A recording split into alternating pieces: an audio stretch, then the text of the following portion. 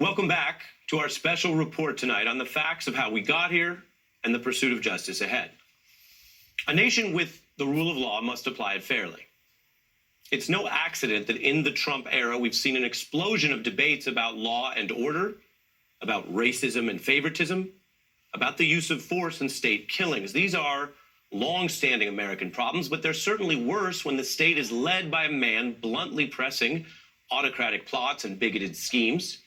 It is also no accident that even before Trump has left the building and lost government power, we're already hearing these calls from his allies for unity and understanding and putting divisive tasks aside. Many of those claims are best understood as criminal defenses and diversions, not a legitimate civic debate. Because the insurrection is a legal and constitutional challenge for the nation to address with justice. It is not a debate between legitimate sides.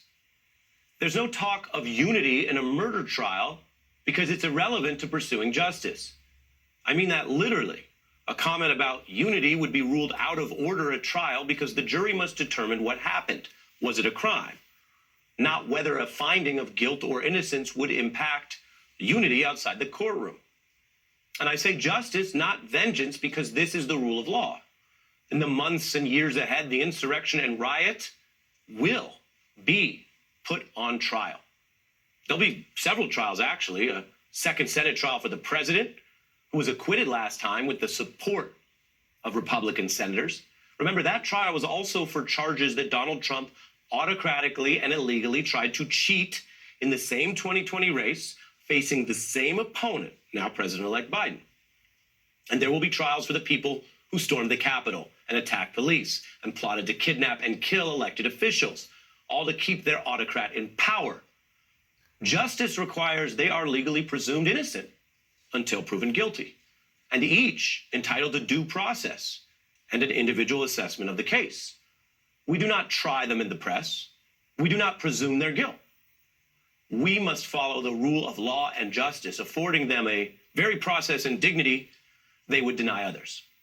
And that justice must come first and be independent from whatever else the nation wants to do in public debate or policy reform or any future elections. We did just have an election, and the people chose to end Trump's presidency, to transfer the Senate out of Republican control. And when the historically Republican state of Georgia witnessed Donald Trump's actions over these months, these last 2 months, and much of what I just reported to you, when it saw its Republican senators rush to back him at every single turn, it booted both of them for new leaders, knowing that action would also demote Trump enabler Mitch McConnell in favor of a Democratic Senate. Trumpism escalated steadily over these years, but so did a firm rebuttal and rejection of it. And when justice is done, the nation may also want to keep in mind the truth that is the backdrop for everything we just showed you factually tonight. Who stood where? Who bears some responsibility as people in the future decide whom to choose as these politicians seek more power from you in the future? Choose wisely. Your life may depend on it. Clearly, the president was making a joke. He loves to bait the press. I think he did it to get you guys. American patriots start taking down names and kicking ass.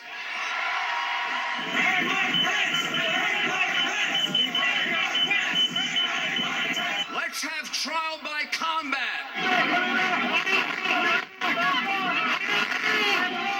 We're going to have to fight much harder. I remember guys chanting, like, kill him with his own gun.